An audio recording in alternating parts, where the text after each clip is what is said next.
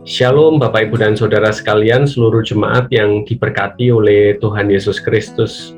Kembali berjumpa di dalam program Keluargaku Bertumbuh, dan dalam seri kitab Hosea pada hari ini, saya kembali mengajak Bapak Ibu dan Saudara untuk melanjutkan pembelajaran kita.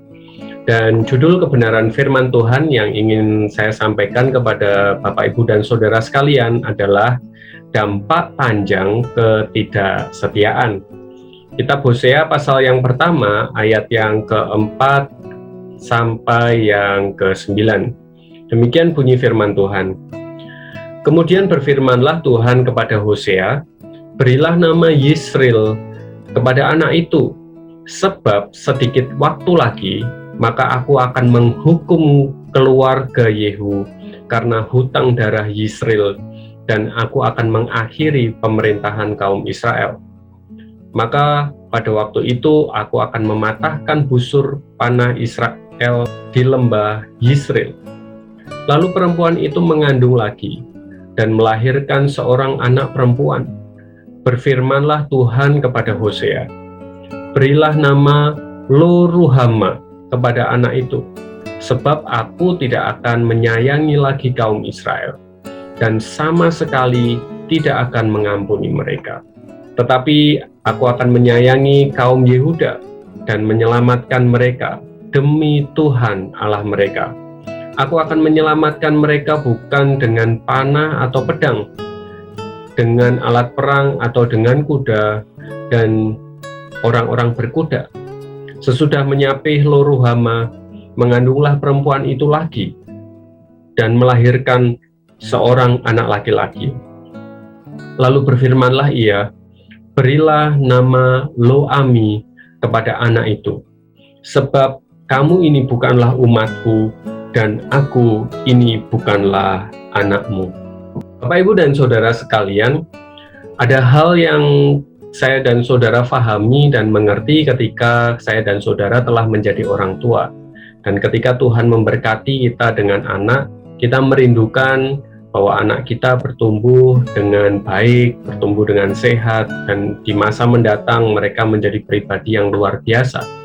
Dan tidak sedikit orang tua yang menaruh doa dan harapannya itu melalui nama yang diberikan kepada putra atau putrinya.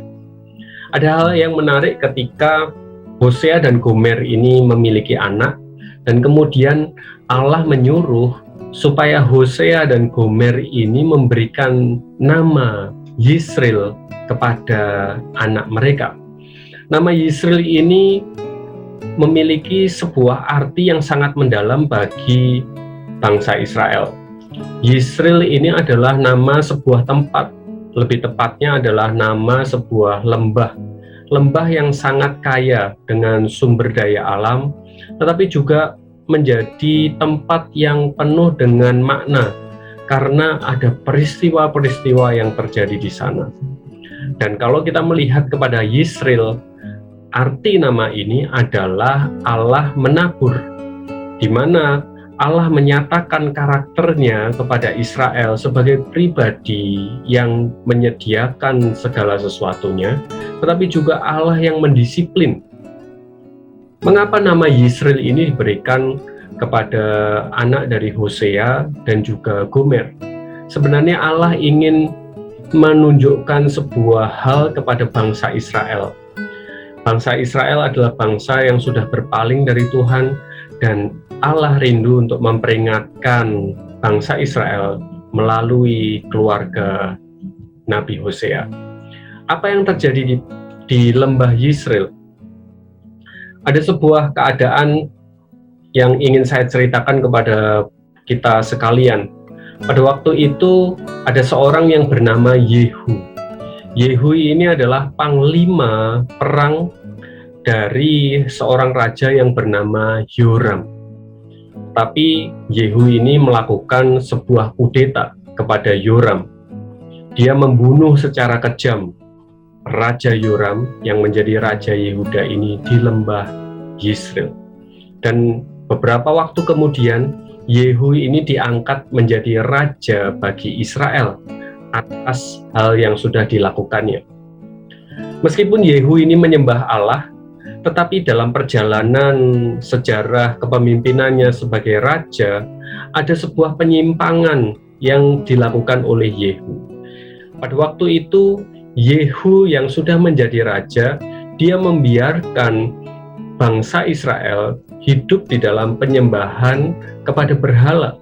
Yehu mengizinkan orang-orang Israel untuk menyembah kepada berhala. Dan inilah yang membuat Allah marah. Dan Nabi Elia pada waktu itu diperingatkan untuk dapat menasehati kepada Raja Yehu. Sebuah pembelajaran yang dialami oleh bangsa Israel itu adalah bahwa Allah memperhitungkan kesalahan-kesalahan dan dosa-dosa yang dilakukan oleh pemimpin mereka dan juga seluruh bangsa Israel itu. Ketidaksetiaan Yehu mendapatkan hukuman bagi dirinya sendiri dan juga seluruh bangsa yang tidak setia kepada Allah. Allah ingin memperingatkan kepada bangsa Israel. Tuhan menyatakan bahwa ada suatu dampak yang akan bangsa Israel terima atas ketidaksetiaan mereka kepada Allah, yaitu mereka akan menerima sebuah disiplin yang keras. Dan inilah yang terjadi di dalam kehidupan bangsa Israel, bahwa Allah berpaling muka dari Israel. Itulah makna dari nama Yisrael yang diberikan kepada anak dari Hosea dan Gomer sebagai bentuk peringatan kepada bangsa Israel. Selain nama Yisrael sebagai anak pertama, ada dua anak lain dari Hosea yang juga menjadi lambang peringatan bahwa Allah sudah benar-benar muak dengan bangsa Israel. Anak kedua disebut atau diberi nama Lo-ruhama, yang artinya Allah akan berhenti mengasihi umat Israel dan berpaling kepada Yehuda. Serta anak yang ketiga, yang terakhir, yang diberi nama Lo-ami, berarti Allah menyatakan bahwa Israel bukan lagi umatnya. Menjadi keadaan yang sungguh sangat menyedihkan, bagaimana Allah sudah berpaling dari Israel atas ketidaksetiaan mereka. Apa jadinya jika Allah sudah tidak berkenan atas kehidupan umatnya? Dan inilah yang menjadi pelajaran dalam kehidupan saya dan saudara. Ada beberapa penerapan yang ingin saya sampaikan supaya kita bisa mengaplikasikan di dalam kehidupan kita. Yang pertama adalah bahwa Allah itu memperhitungkan kesalahan. Saya dan saudara dalam gerak-gerik kita, dalam ucapan, tindakan kita, tidak ada satu hal pun yang terluput dari mata Tuhan. Dan kalau saya dan saudara mengerti, memahami bahwa kalau kita berdosa, maka ada sebuah konsekuensi sebenarnya yang akan saya dan saudara terima. Dan konsekuensi tersebut adalah disiplin. Setiap saya dan saudara menyatakan ketidaksetiaan kita kepada Tuhan melalui perkataan, perbuatan kita, kepada keluarga kita, kepada orang-orang di sekitar kita, di dalam pekerjaan kita, di dalam pelayanan kita, ataupun hal yang lainnya, akan ada konsekuensi yang akan Tuhan berikan sebagai bentuk disiplin dalam kehidupan saya dan saudara.